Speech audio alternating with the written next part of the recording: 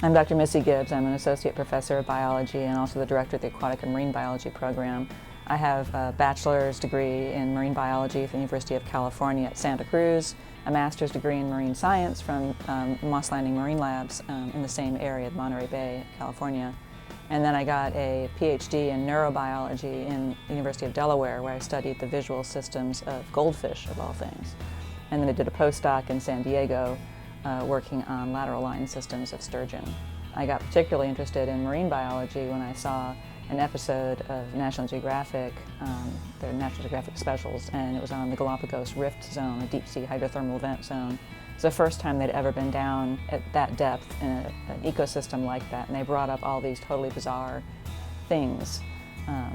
All invertebrates, giant worms, things that looked like little pom-poms, and nobody'd seen anything like them before. And at that point, I probably was 12 or 13, I knew I was going to be a marine biologist.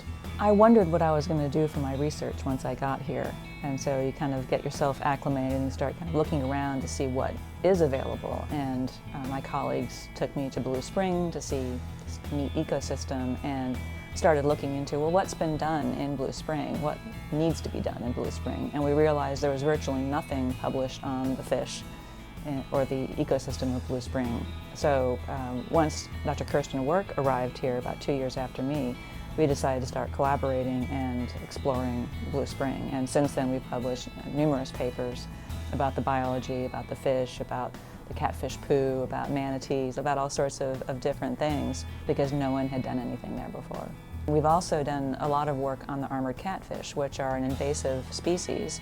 There are a lot of them there, and we found that they harass manatees, for example. So manatees get all twitchy when they have catfish grazing algae off their skin, so we've proven that. We've also demonstrated how fast the catfish will reproduce, how fast they grow, how big they get. We've documented some major changes in the reproductive capabilities from when we first started doing the studies to now. The manatees being harassed by the catfish, one thing you can do is find a way to minimize or mitigate the problem of the catfish. We're probably not going to get rid of the catfish. I think they're here to stay. They're too hard to get rid of. But we can do other things that will help the manatees. The speed zones, making sure there are plenty of warm water refuges for them. That will help the manatees and might make the catfish issue a little bit less of a problem for them. So, and then how do you other ways of dealing with what the catfish are doing? Catfish dig burrows into the stream banks.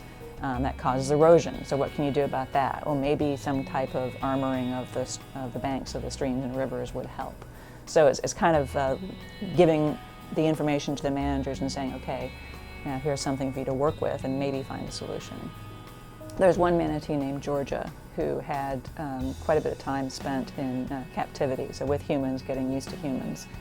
And when she was released back into the wild, she still pursued humans, considered them something to play with and interact with, whether you wanted to or not. So we spent a couple of years having Georgia chasing us up and down the spring run. And chasing us is following us intently. So if we were to head downstream to go to our next sampling station, she's chugging along behind, and if we slowed down, she would just whoom. And it's very soft, with the front end of a manatee, but she would just bonk right into us and want us to touch us. We can't touch a manatee, it's against the law. And she would sometimes start pulling on our clothes and leaning on us and really messing around with us. And it actually was kind of a pain in some ways because it was hard to do our research. But it's also pretty cool when you have a manatee messing around with you. And we've had other ones as well where we're snorkeling around counting fish, and all of a sudden you kind of turn and look and there's one right there, and it's like it's saying, what you doing? It's really curious. And I've had one kind of lip my face with trying to figure out what my mask and snorkel are, things like that. So that's been a lot of fun when you have those interactions, even if it does slow you down. Generally, when the manatees are around, we move back onto the bank and get out of their way so we don't disturb their natural behaviors. But some of them want to know what we're doing. Our students have co-authored papers on catfish research or springs research in major publications. They've gone to meetings, national and local meetings, and presented their research. So all of that is getting Stetson's name out there.